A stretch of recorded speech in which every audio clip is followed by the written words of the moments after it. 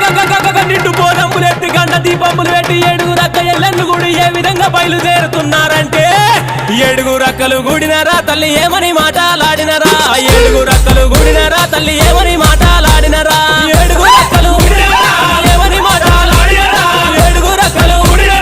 ఏమని మాటలాడినరా ఏడుగురు అక్కలు గుడినరా తల్లి ఏమని మాటలాడినరా ఏమని మాటలాడినరా మీరు ఎట్లని పలుకులు వలికినరా